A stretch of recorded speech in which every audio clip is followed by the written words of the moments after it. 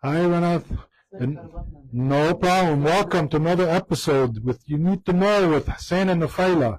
I am so excited about today's show. We have a very, very special guest that's near and dear to me and near and dear to the education system in Dearborn Public Schools. I've been a big fan of Mrs. Fatme Faraj, who will give her a chance to introduce herself in a minute.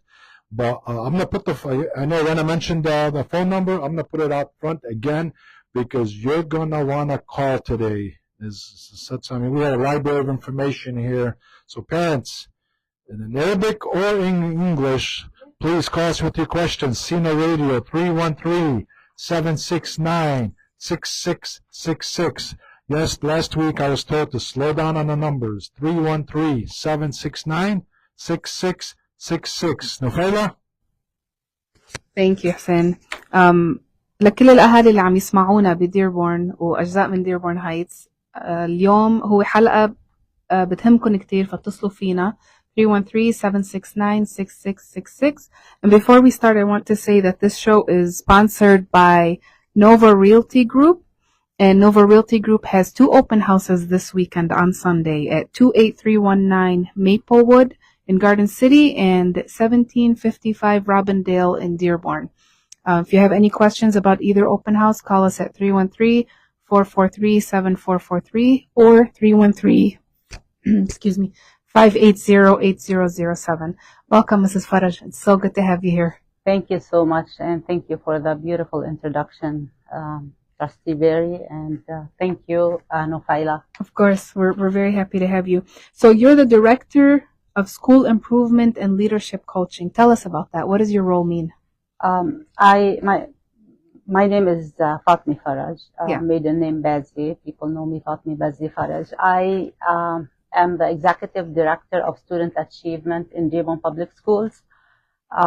My previous role was Director of School Improvement. I still carry these responsibilities in the district. But before I start talking about myself, I really wanted to thank Nofila and Trustee Berry, because ever since I've met Nofila, and I believe it was about 15 years ago, and Trustee Berry, of course, from the Dearborn Board of Education, I've known you in that capacity of serving.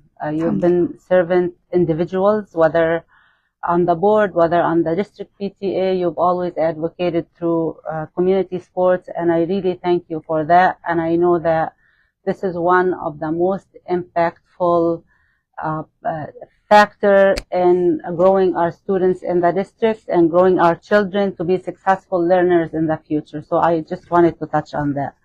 Thank you. Part of my role as Executive Director of Student Achievement is really to ensure that we support students district-wide. I also oversee strategic planning, school improvement in the district, where we set purposeful goals and plans for buildings, school buildings individually, and ensure that we are observing accountability for the state. So these are parts of my roles, training new teachers and also working closely with curriculum directors, assessment directors, and inducting of new teachers in the district, and of course supporting building principals and teachers as they support the students and families. Part of my position is also, of course, supporting students and families, but that part I miss the most since I transitioned from being a building principal, which were the most enjoyable years in my career when I was a school principal. But I still get to see students and families, but on a very limited level. I can tell you were definitely missed when you moved from a building principal to your current role. The parents really appreciated you being there, and they appreciated the communication, the one-on-one, the open door policy. So you were missed. Thank you. Missed is the understatement. You know what? I always wonder about the transitioning part from going to the building, when you're dealing with the students, the parents, the aha moments. And I know Mrs. Faraj was an amazing teacher, then became the administrator. I wore her favorite shirt, the Polar Bears, go Polar Bears. I started paying attention to Mrs. Faraj when she was at Lowry School and the amazing work that she was doing there. So when she was tapped to go lead her own building in Maple School, wow, that's all I can say. She owned that community. The parents fell in love with her. What she was able to do because she's from the community, was nothing short of amazing. And I know it's probably very, very difficult for you to go to Ten Eyck.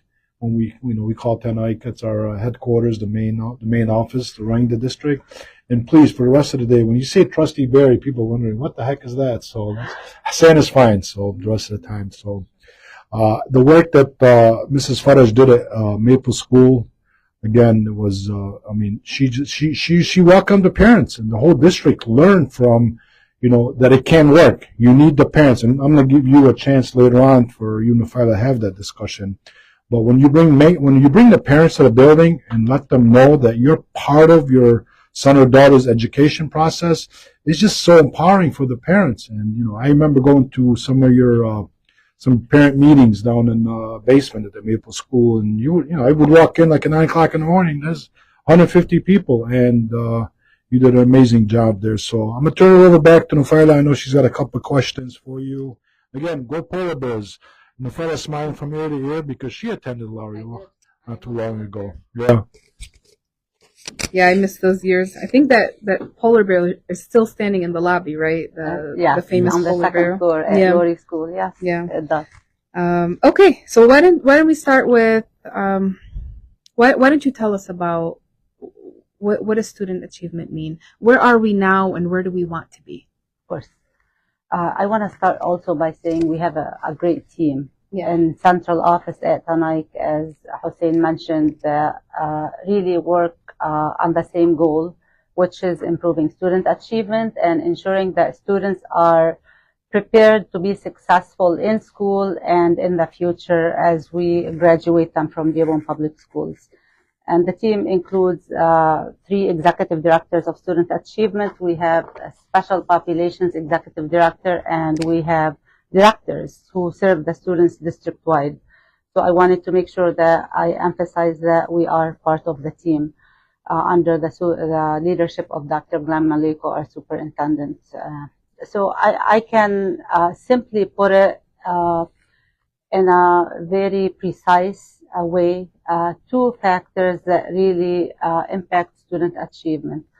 First and foremost is the school. Okay. What is happening in the school between the four walls in the classroom, as well as the families and we all know about the theme of the village. It takes a village to raise a child. We all know that it needs to be a true and meaningful partnership between the home and the school. Student achievement means, or student proficiency, when we interchangeably use these terms. Student proficiency is students being able to demonstrate the ability to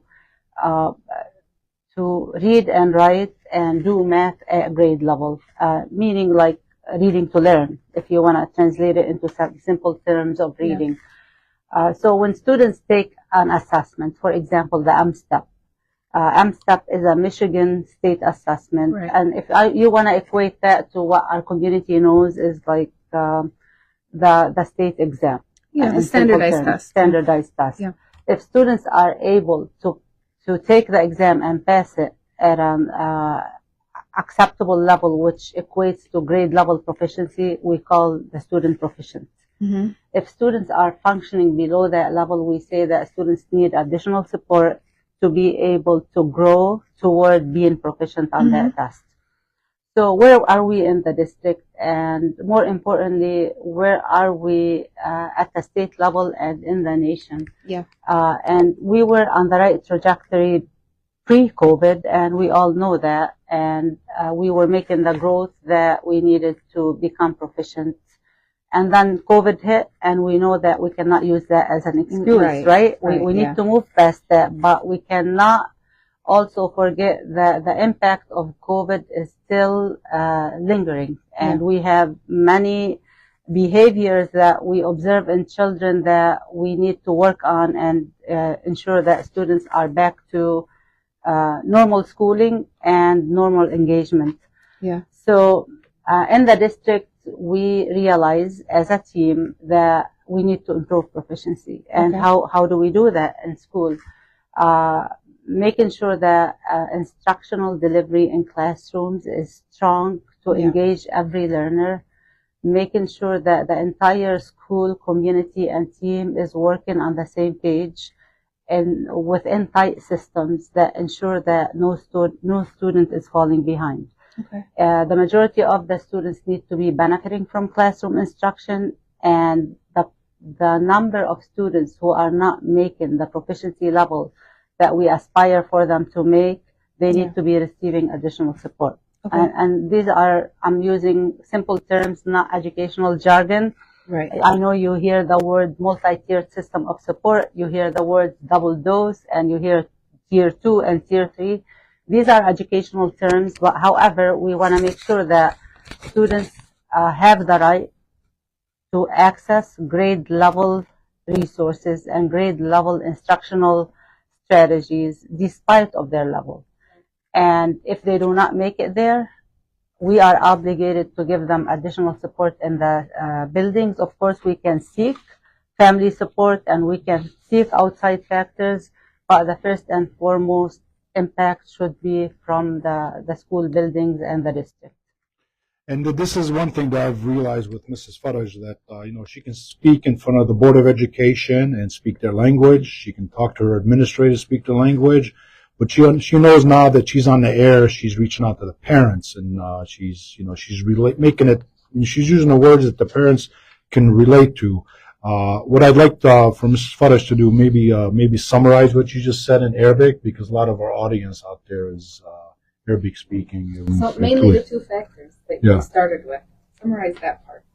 أكيد أكيد أكثر شيء بيأثر على إنه الولد يكون التلميذ أو الولد يكون يحقق المستوى اللي نحن بنتمنى إياه يحققه بالمدارس، إنه يكون المدرسة عم بتعطي البرنامج القوي اللي لازم يكون على مستوى الصف اللي الولد لازم يكون فيه. أولادنا لازم يكونوا عم ياخذوا التعليم بمستوى اللي لازم الصف اللي هن فيه. بنعرف إنه في أولاد كتير بيكونوا مستواهم أوطى، بنحاول نعطيهم مساعدة. هاي المساعدة مش لازم تاخد من الأساس اللي هو الصف. الولد لازم ياخد الدرس بالصف وبعدين ياخد المساعدة الإضافية. بس العائلة كمان بتلعب دور بمساعدة التلميذ بهالقصة، صح؟ إيه أكيد. وكمان المساعد الثاني هو العائلة. كيف الولد عم بيقضي وقته بعد ما يروح من المدرسة على البيت، عم بيقضي وقته مثلا على التليفون، عم بيقضي وقته على الجيمز. الولد عنده الأوبورتونيتي أو إنه الفرصة إنه يحكي مع من زمان كانوا الولاد يحكوا أكتر، أكيد بنساعد. حتى أولاد إذا بتشوفين قاعدين مع بعض هلا بتلاحظي إنه الولدين أو 3 أو 4 قاعدين وكلهم سايلنت، كل واحد بتليفونه. So مشكلة what we call oral language اللغة المحكية هي جزء من التدريس وجزء من الحياة، لأنه أول شيء الولد لما يخلق ببلش بالأصوات اللي هي اللغة المحكية. هلأ هيدي عم بتغيب بالبيت، عم بتغيب بين الأولاد لما يكونوا مع بعضهم، مش عم بيمارسوها. So هيدي كمان هيدي تلعب دور بتأخر الولد بالمدارس.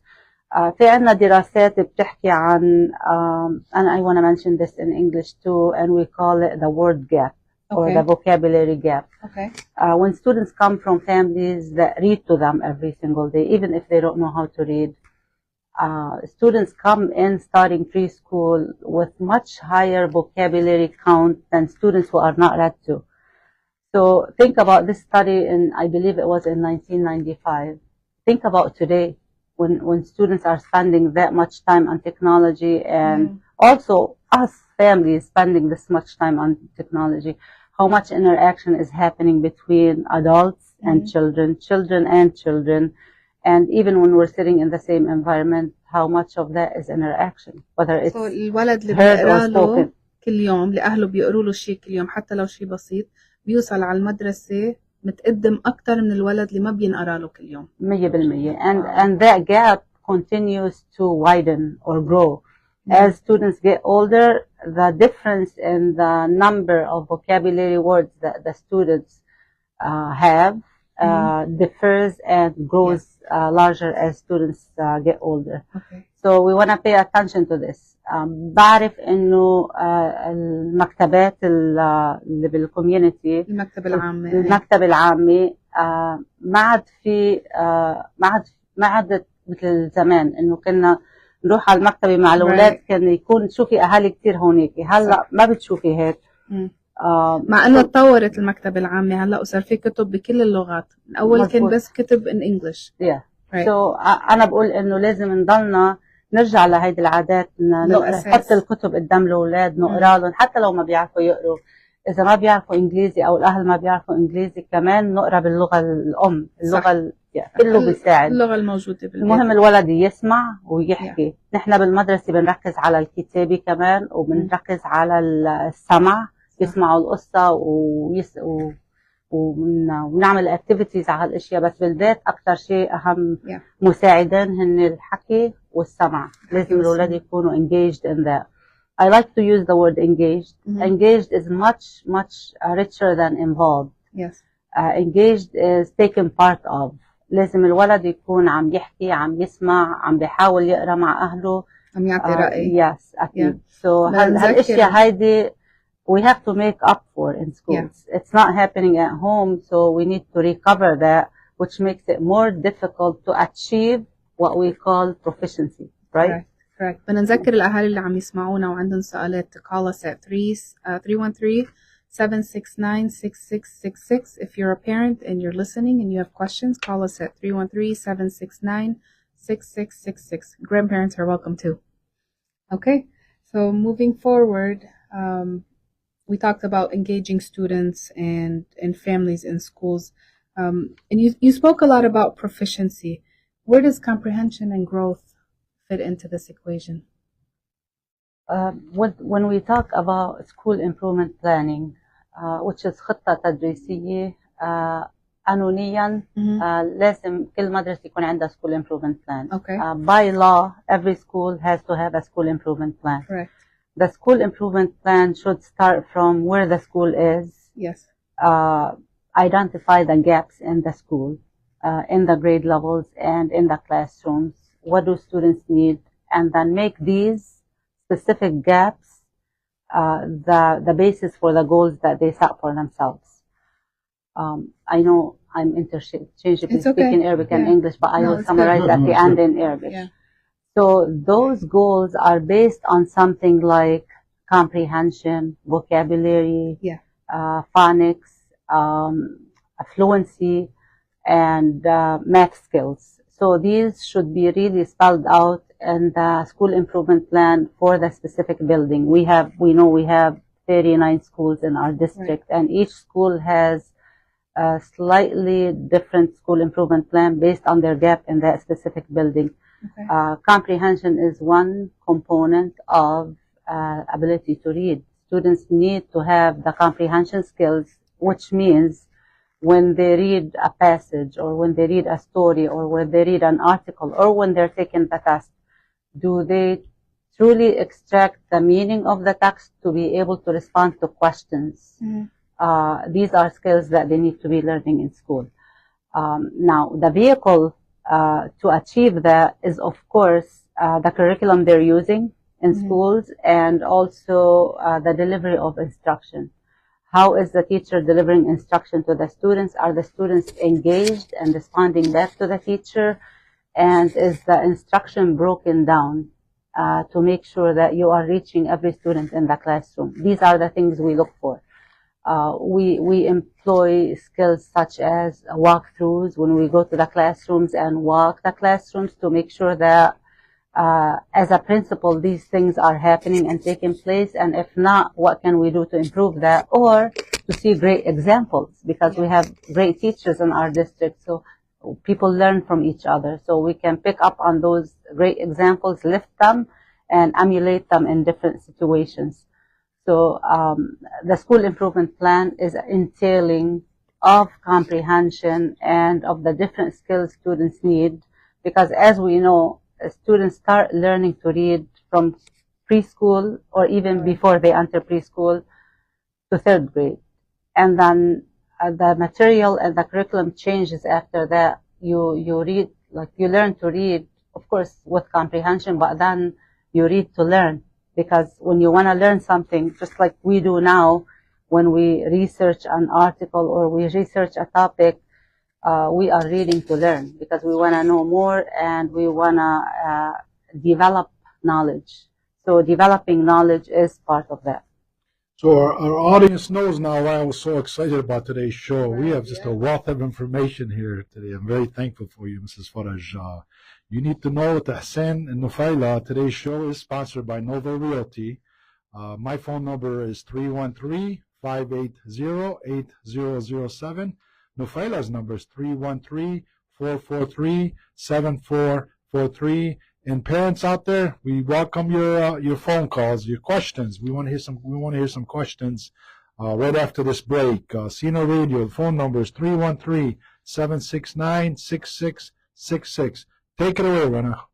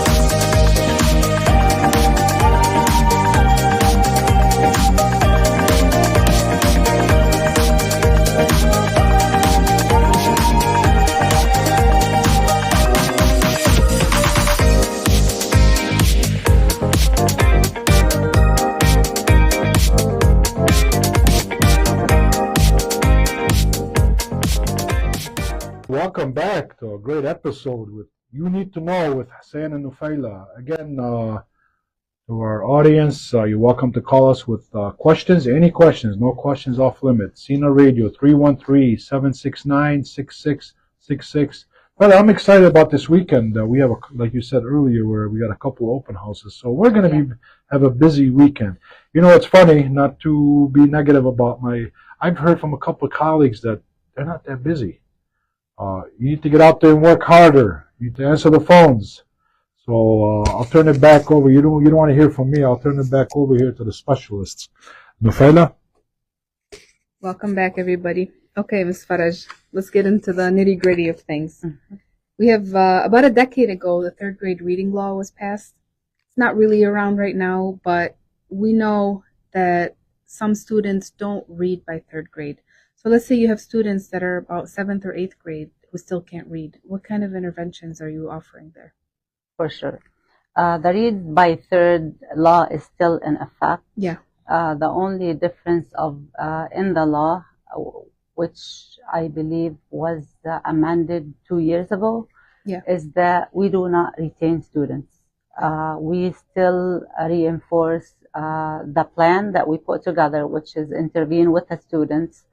Also, the state notifying the families of students who are not performing at a grade level. So the law is still in effect. Okay. However, the retention component of it only, the state does not force the districts to retain these students. Okay. This is the only difference.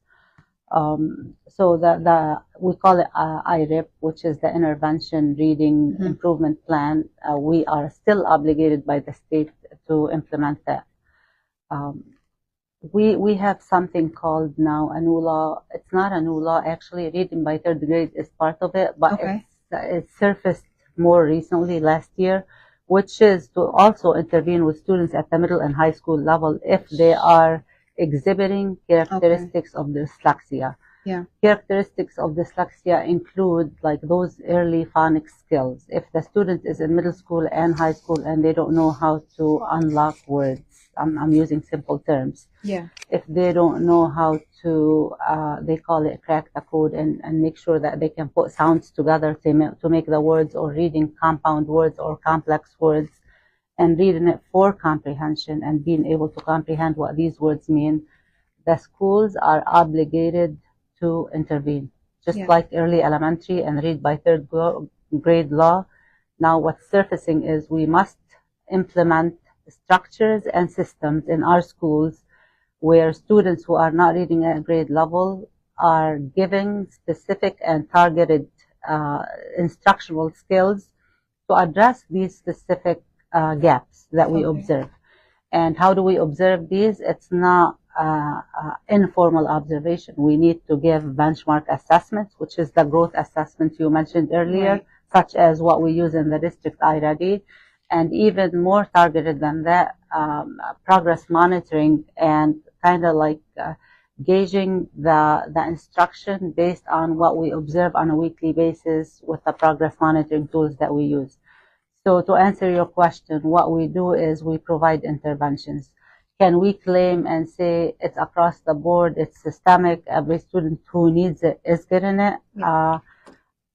It's not that way. No. But we are establishing this. One example that you've seen most recently, and you probably heard about if you're a middle school parent, is the acceleration specific defined time that we put together in middle school. And again, I am always realistic about what we have in place and what we need to do next. Yeah. Is that going to be solve the entire issue of reading gaps in schools? No. We have to strengthen what happens in the classroom, coupled with the acceleration block, and also still give more intervention time and space if students need it. So we have to do whatever it takes when students are exhibiting these characteristics to us as educators.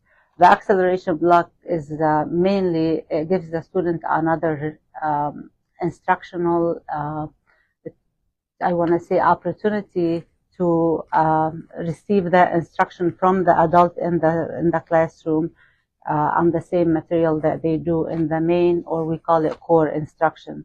In middle school, it's the block. In elementary, it's It's the reading and math time. And in high school, we have 5 periods for the student a day, or 6 periods. This is what they receive in these periods. The acceleration block is an additional half hour when they can get the double dip or double dose of instruction.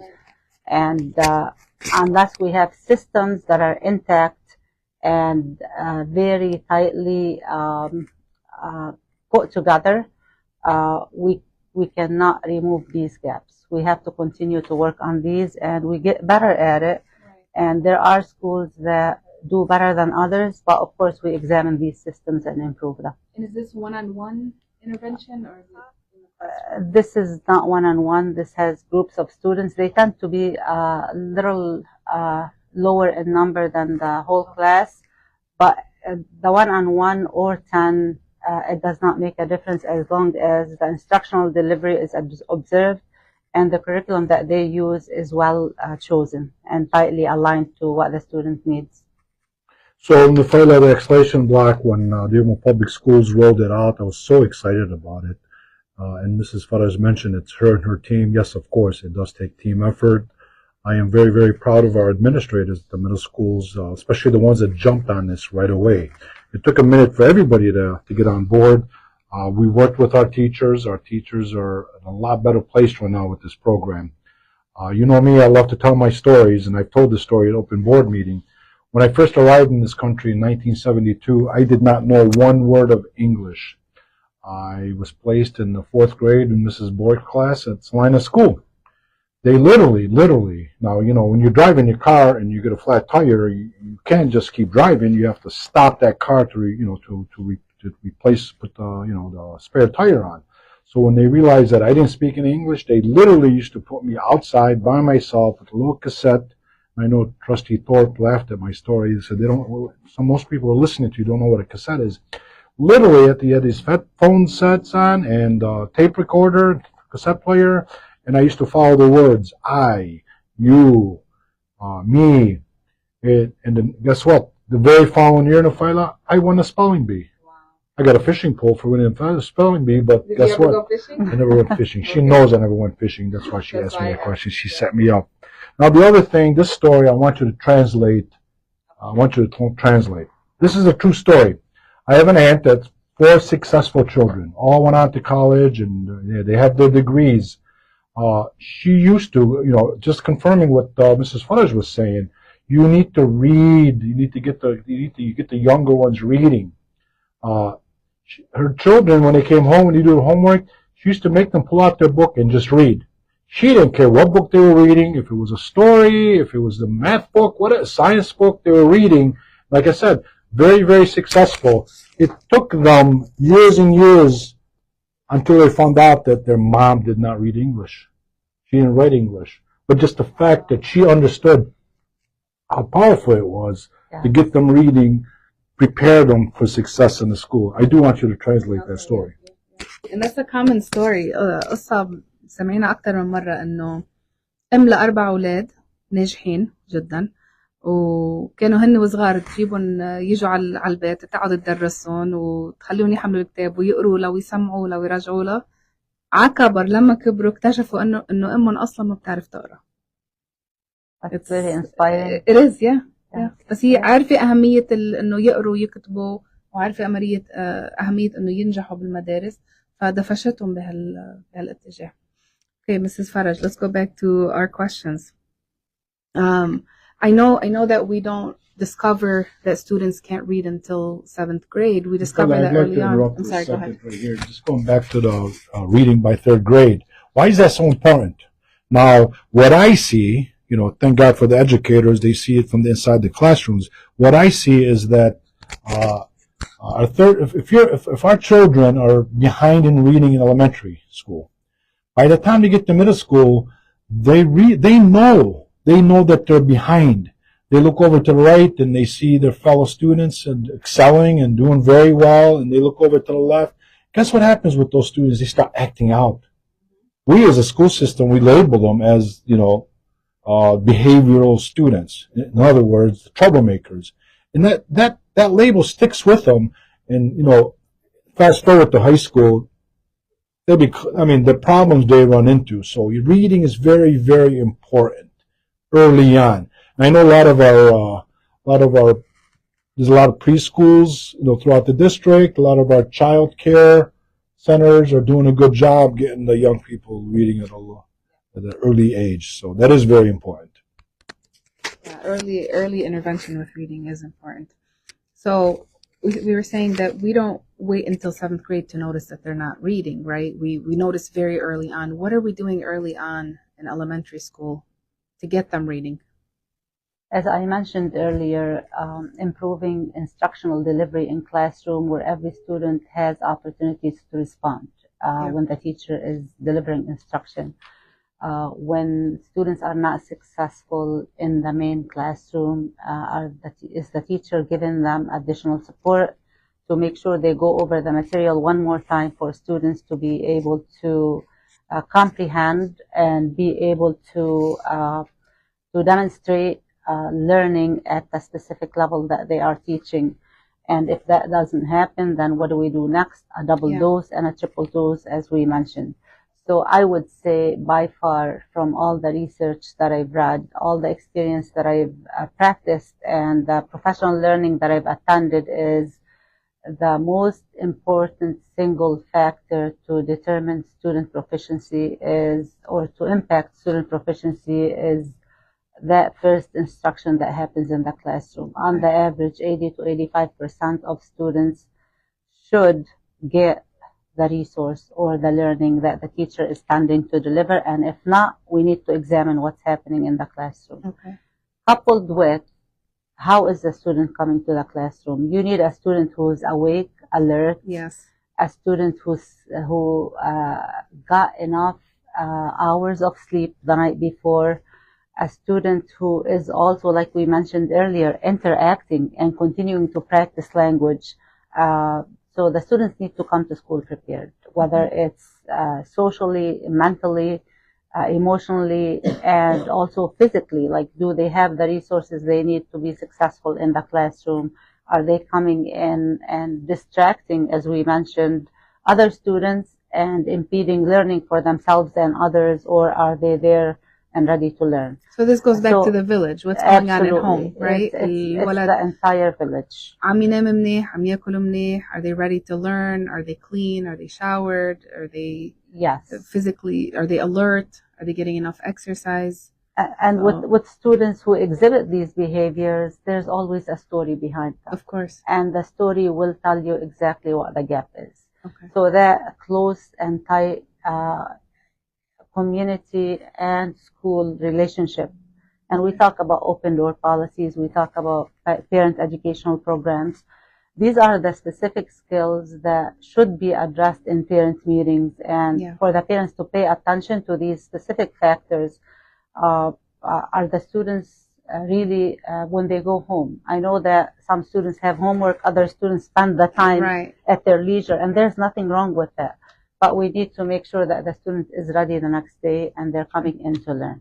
What we've noticed post-COVID that we continue to work on, we are making gains, smaller gains, but we'll continue to work on it, is that the attendance rate is lower. This is statewide. Dearborn is still performing better in terms of attendance than the state. However, we don't want to see our students sitting home when they should be in school, right? That's true.